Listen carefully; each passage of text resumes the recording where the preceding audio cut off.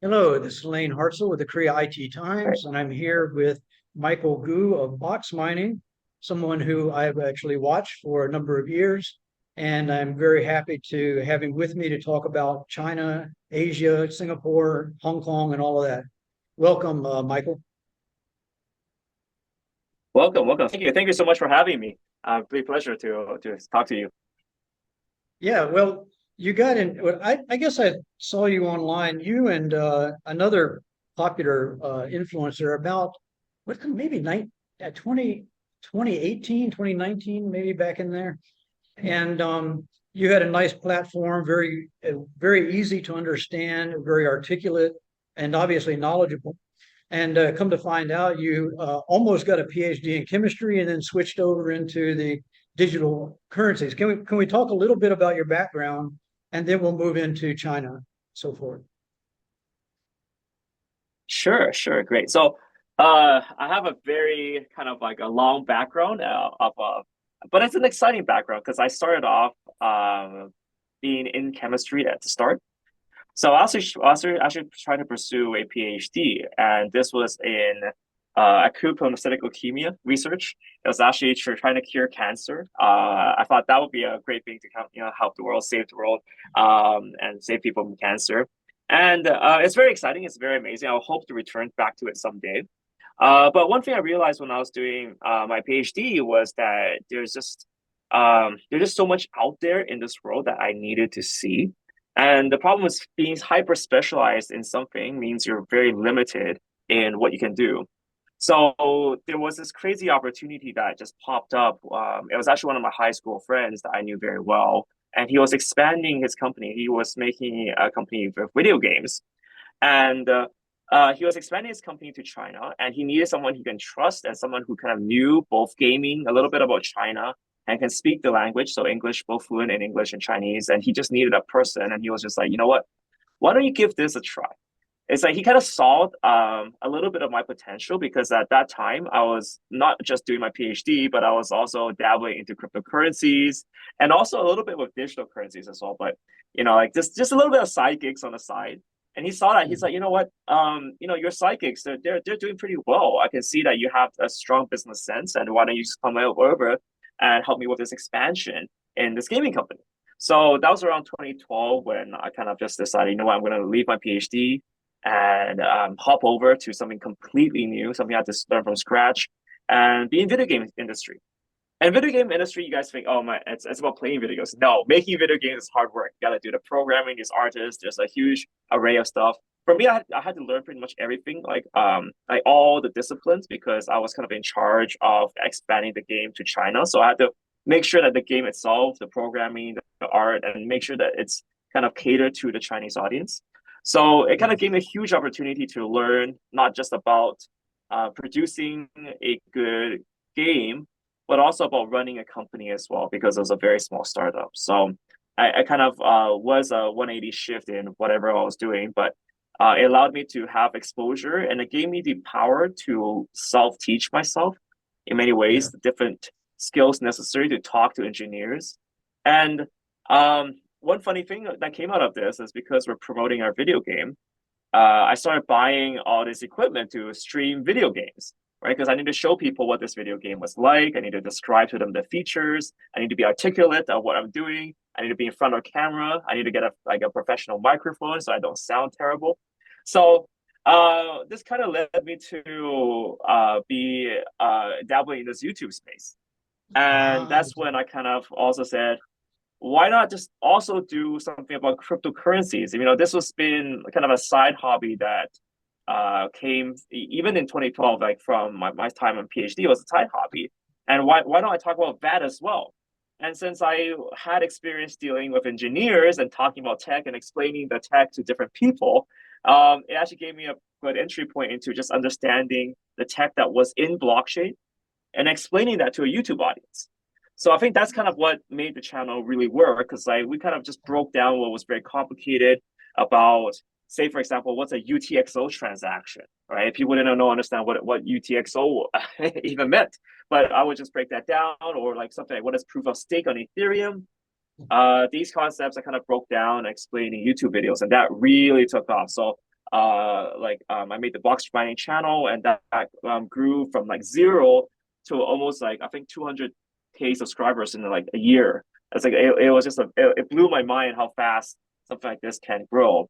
So obviously, seeing that success, I went into this full time, and then yet again, I entering a new space from chemistry to video games to blockchain, and from both buying this space and investing in this space and then understanding how this space even grew because blockchain wasn't very idle, right? It started off with Bitcoin, it started off with being currency, and then Ethereum came along and it flipped that on its head and said, why don't we become a smart contract platform, right? Why can't we just make this like Turing complete so that you can do anything on it instead of just sending, instead of being a ledger for different amounts of money, why don't we allow people to write and execute computer code? And that was when it just blew the door right open for this whole entire space, and people realized, oh, we can do more than just trade. We can make an exchange on this. We can make NFTs, and we can make video games and use this as an asset, or we can approve certain transactions and do different types of finances on it. So this whole field just blew open, and it became a point where I think you have to just research every single day to catch up with what's happening in crypto. Right. Right. Well, the universities they're good for like basic research and so forth. But I noticed that it looks to me a massive shift of talent, young people motivated, ready to go, want to do something, shifting into what we might call P2P, open science, this kind of thing. The influencers on YouTube. When I want to get information about how to work my computer or, I don't know, do something, I go on YouTube. And I find, sometimes they're like 12-year-old kids, and they're unboxing these products. They're showing us how to use them. So I think that and that goes all the way up to programming blockchain, for example. The one reason I wanted to reach out to you and talk about is China, Singapore, Hong Kong, and this whole kind of another shift that's happening. I've been watching the Financial Times. I listened to Laura Shin, the former Forbes reporter. She's now at Unchained. Almost daily, there's new information coming out about some kind of shift happening over to Asia. Can you talk about this, about what you know about it? So this is actually super interesting because the information on this is, I think, very poorly reported. Because first of all, there's a language barrier between the English-speaking audience and the Chinese-speaking audience, right? And the second big issue is that there's a lot of things that's happening that people don't want the world to know what's happening. So this is especially true because China banned cryptocurrencies in 2017. So with this ban came a lot of silencing. People didn't want to talk about what they're doing in the blockchain space. So it's even to a situation where, if you talk about Bitcoin mining and that, the Chinese are very big miners, but they would intentionally spread disinformation about mining.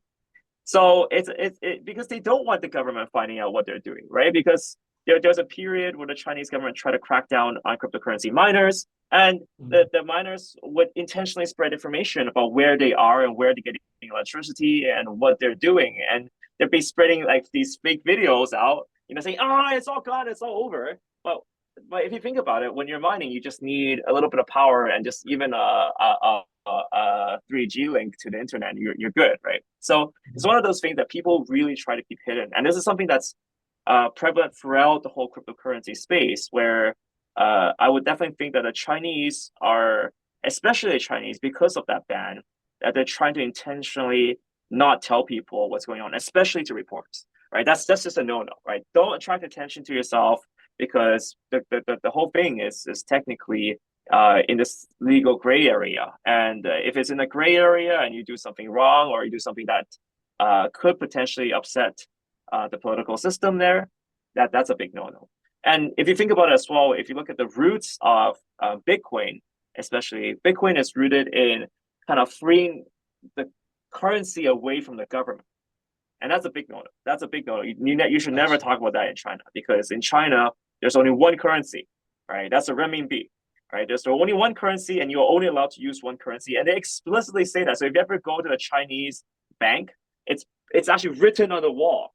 There is only one legal tender in China. That is the renminbi. So that's why I feel like that's why there's a lot of kind of confusion as to what's happening in the East, because there's a lot of people who are unwilling to speak out about it.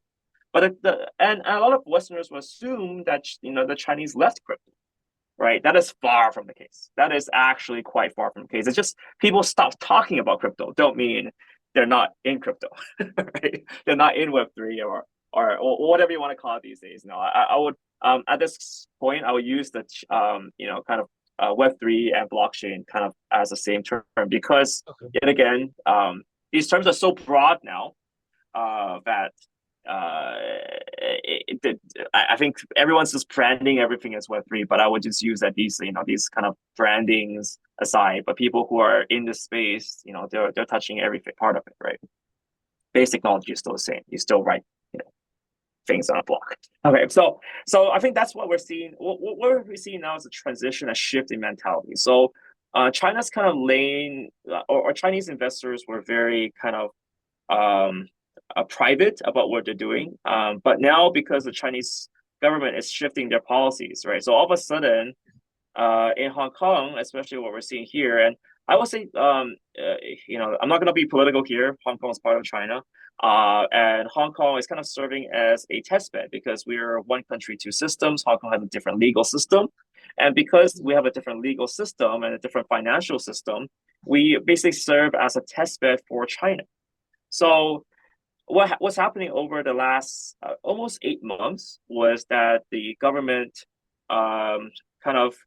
the people in Hong Kong's SEC, so we have our own securities exchange, and they started coming to these Web3 events.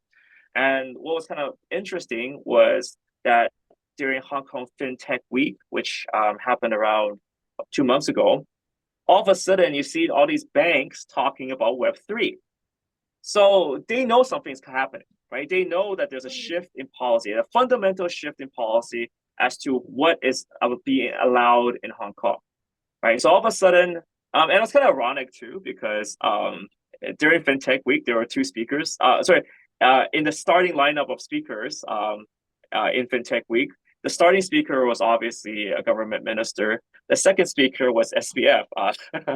And this was before the FX exchange collapsed, but it's kind of funny, also sad at the same time. But that was how important the Hong Kong government viewed Web3. He was kind of the second speaker, and this was signaling to us in Hong Kong that there's a shift in policy. Now, what we see right now is that on June the 1st, that there's going to be Hong Kong government's going to open up Hong Kong to cryptocurrency trading, and there's not too many details of whether or how the public can be involved. Right now, when they open it up, it's going to be opened up to kind of the private wealthy individuals who can invest. So it's not fully the plans for allowing the public to invest is still a little bit vague, but they have opened up this as a channel. So June the 1st is the main key date for Hong Kong to allow cryptocurrency trading. And then with this, all of a sudden, everyone's talking about crypto in Hong Kong, right? Because they can see there's a shift in the winds, right? And that's kind of what's important. It's not everything's fully executed yet, but it's very clear that the banks know what's happening. I have footage where you see the big banks like Citibank with their 3D metaverse, with their NFT assets. It's all of a sudden there's a lot more exposure and interest into Web3 right now in Hong Kong.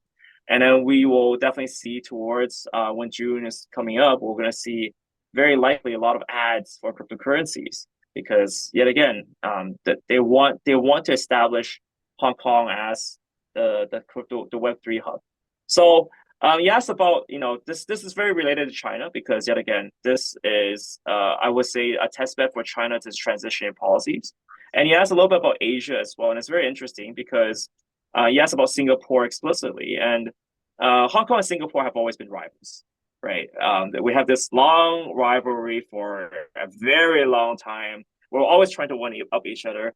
And I would say 3 years ago, Singapore one upped us because they became very crypto friendly, and Hong Kong became very crypto unfriendly. Kind of just to follow, Hong Kong was following China, right? China stance at that time was, oh, we banned crypto. No one's allowed to trade it. There's only one currency in China. That's a renminbi, right? But so Hong Kong chased away a lot of companies that were in Web3 at that time. So if you even think about FTX, we had FTX offices were here. The big exchanges were also here. There was actually a Binance office. I'm not sure if I'm allowed to say that, but there was a Binance office, there's OKX office, a Huobi office. There was a lot of crypto companies in Hong Kong, and they all moved to Singapore. So that was a situation where we just lost out, right? We due to the friendly policies and the unclear policies, I will also say, because at that time it wasn't very well established if cryptocurrencies were considered security or not. But at that time, the uncertainty and the unfriendliness that was happening in the Hong Kong scene was causing companies to leave and move to Singapore. But I definitely see that right now, because there's a shift in the winds and because people want to have access to the Chinese market, I definitely see people coming back to Hong Kong. So it's going to be interesting to see what's going to happen in the next 6 months. Is that actually, if we actually have a full retail, it's going to be a crazy. The Beijing government has a new blockchain initiative. Is it a new office? Oh, this is quite funny because China really, and this is it's a good question as well, because a lot of people are confused as to why China wants to have a foothold in blockchain. Mhm. And this actually confuses a lot of people too. And in fact, I got a message from my banker friend. He's looking at this regulatory situation. He's like, I'm looking at Bitcoin, and it's very anti-centralization. It's decentralization, and China wants to centralize, right? So what does Beijing want to do with blockchain, right? That's very puzzling. So that's a very good question as well. And I think why I'm saying this is because I think that there's a lot of conflicts internally within Beijing as well. Because there's one front that they want to push, which is they want to have full centralization of the currency. They're launching a initiative called DCEP, which is the CBDC concept, central bank digital currency, where they want to create a currency that they fully control, but it using and borrowing technology from blockchain. But they're going to centralize it in a way that they have one master key that can control what can be sent and what not be sent. So they can adapt the decentralized technology and make it centralized. And it depends on how they adapt it, and that can change the degree of centralization. So that's number one. So blockchain does not mean decentralization. Blockchain just is an underlying technology. The second thing is, I think they're also conflicted about what they want to do, because they want the renminbi to be more of a global currency, but at the same time, they want to have control over it. So this is where you kind of met with some conflicts, right? Because if you want this to be just as strong as the US dollar, because the USD is just such a powerful currency right now, every country is stocking it, right? Then the Chinese, they want the renminbi to be stocked around Asia at the very least, right? To be a very dominant currency there. So in a way, they see that this is one technological invention that can leapfrog the renminbi to become a party house in the global currency scene. But that does mean giving away a little bit of that centralization, the centralized control that they have over it. So I think this is where and why we're getting this flip-flopping policy, right? China, I think that's something that's very interesting about China. China's not afraid of changing her mind. So, previously China didn't step in and stop cryptocurrencies, right? Previously, they just allowed it to go on. They're like, yeah, this thing represents freedom, but sure, we allow citizens to buy it, right? Prior to 2017, Huobi and OKX all allowed retail to deposit money into their bank accounts and then trade and exchange that for Bitcoin, Ethereum, and other coins, right? So China just didn't care prior to 2017. It's only 2017 when they just flipped the switch and said, okay, yeah, let's not have anything to do with it. And then now we can see a very quick shift in policy change as well. Back, maybe they can see, yeah, maybe China can get a foothold in the digital currency space, right? And that can one up them against the US, right? Because right now, the US stock markets, they're great. But what about currency markets? Can China take a leapfrog there? So I think they can see that this is a weapon that they have to use, and the weapon comes with some elements of decentralization, but they might tolerate that in the end if it means that they would win the war. Right. That's an excellent observation because I think when they banned what was it, Bitcoin, or did they ban all of them in 2017? They lost out. They banned all of them. They banned all retail trading. All retail right. Trading. Yeah. But if you want to be in innovation, this is one area that I would want to be in if I were. Yeah, exactly. Okay, last question. Exactly. I know that you have to go to another meeting. Hong Kong, Singapore, Mumbai, Manila. What in a year? Which one of those cities are going to have the most Web3 gamers, players, you name it, going on? All right. So this is where I can be biased. I'm in Hong Kong right now, so I'll definitely say Hong Kong. But I'll try to be a little bit more balanced here. I'm actually going to say, if you're asking about finance, I think Hong Kong, we can be number one. All right, because Hong Kong is where the Chinese and the Western markets meet. And this has always been our biggest strength, right? So the Chinese can come over with the renminbi, and then the Americans can come over with the US dollars. And this is where we've historically had this intersection, right? So Hong Kong can definitely stand advantage with currency. Now, I think with gaming, that's going to be very interesting because gaming, developing countries, I think, stand a huge advantage. So I actually feel like India, we definitely see Southeast Asia, they love games, and their players, they want to earn. So that play to earn concept works really well there. So that's where I can see maybe gaming side. I'm gonna yield that to Southeast Asia here and maybe India to see what's happening there. But finance, like hardcore finance, where big money moves, Hong Kong, gaming, Southeast Asia, India. Got it. That sounds about right. I know Manila and what was it? Is it Axie Infinity? That was the big one in Philippines. Yeah. Well, Michael, thank you so much for your time and best wishes there at Boxmining. Thank you so much. Thank you so much, Layne. So yeah, recently we've been starting up a new season. We've been doing it for 7 years. So we're starting a new season of Boxmining, more content, more daily news updates, more insights about what's happening in this space, so you can see more of a taste there. We've also have a website, boxmining.com, where we have articles written up about what is happening. So if you guys want to, share some of that, I would love to go visit. Provide some insight for you guys there. Yeah, go visit Boxmining. We got it here on the